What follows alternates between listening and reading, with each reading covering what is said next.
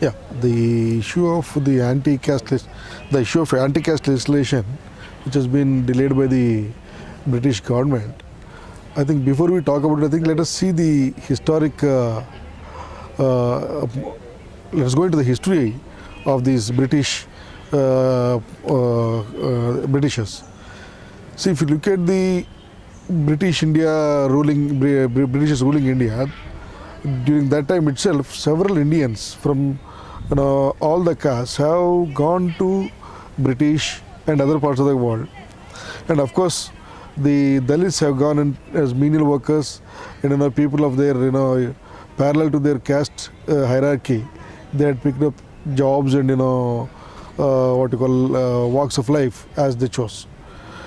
But when you look at this, so the point is that there are several Indians who have settled, in British.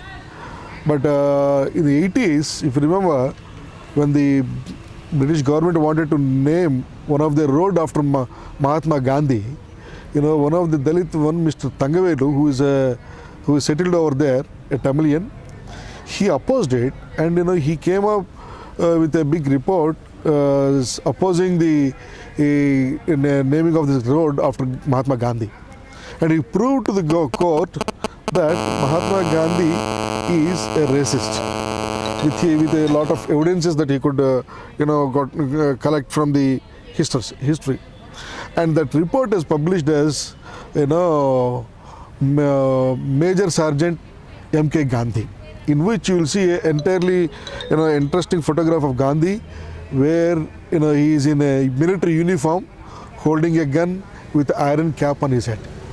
So this book has been banned by the India for a long time, and only in late 90s or early 2000 the ban has been lifted, and this small booklet was available for a common reader. Of course, unfortunately, very few copies have been published, so you don't find many of them here or with many people. But that report that Thangavelu has submitted to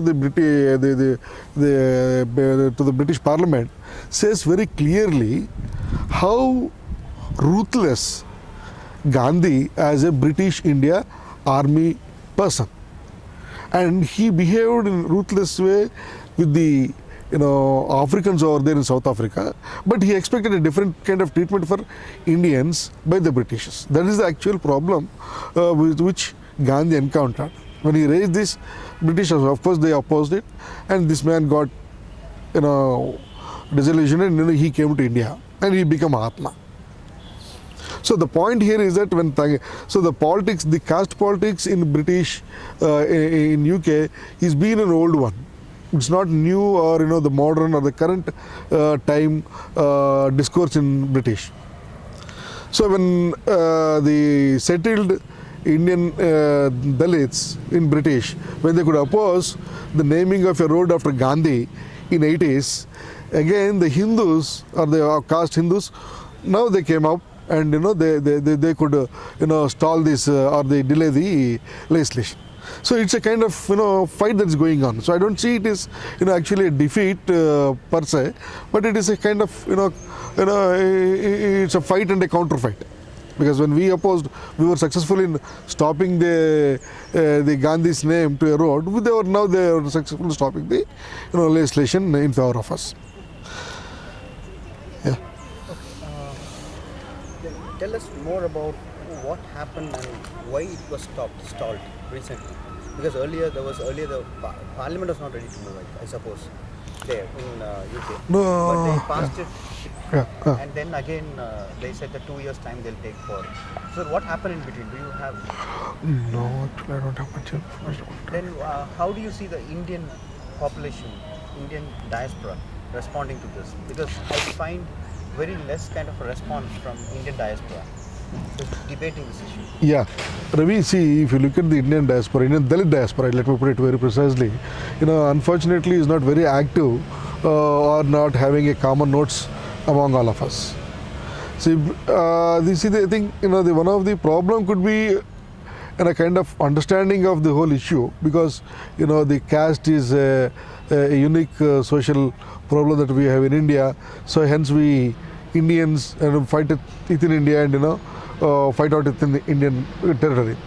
So those who went out, they also they are also fighting for their own identity within their own places. So that is why the Indian diaspora people, what you call, expressing solidarity to the Indian masses over here, and Indian masses expressing solidarity to the problems that the people outside India are facing, is not happening as is happening in with the other sections of the society.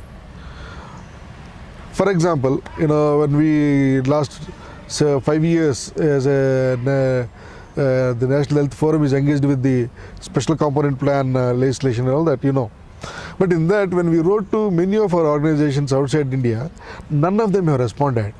We requested them saying that, since you are outside India and being a Dalit outside India, and if you write to Government of India in support of what we are doing, it would carry more weight, and we can actually, our demands can be fulfilled. But unfortunately, nobody could understand it. So I feel that our people, they have not even realized the impact or the difference that the diaspora discussions can make about the India. So that is why there is one of the reasons why there is no almost no discussion about this legislation. Not only outside Indians, even India. See, even within India, in our own e-groups and blogs and other things, very few people here and there have reacted. But otherwise, nobody talked about this legislation. Sir, before going a little further into this discussion, how much importance that legislation is there for US-based Dalits, and especially in Indian context? In India, as a Dalit, if you see, how much important that legislation? Do you think there is an impact of that legislation if it is passed there to India also?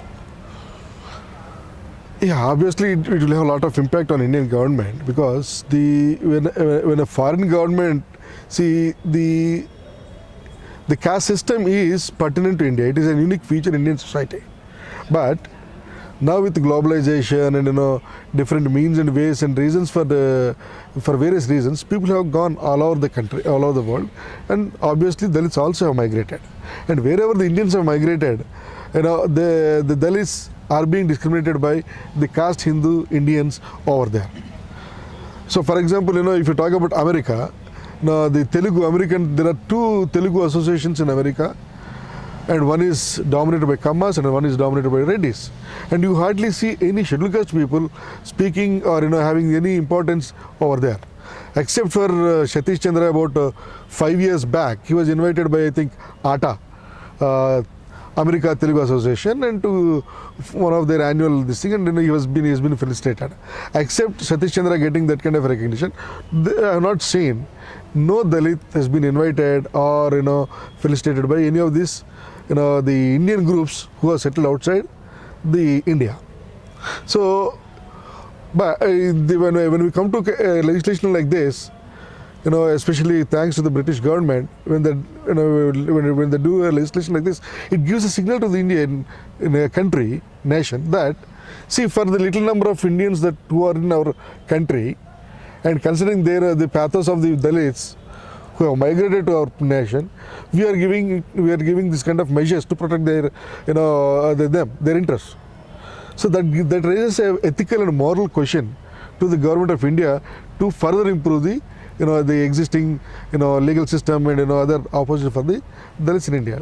So it will definitely have a greater impact, a very positive impact on India.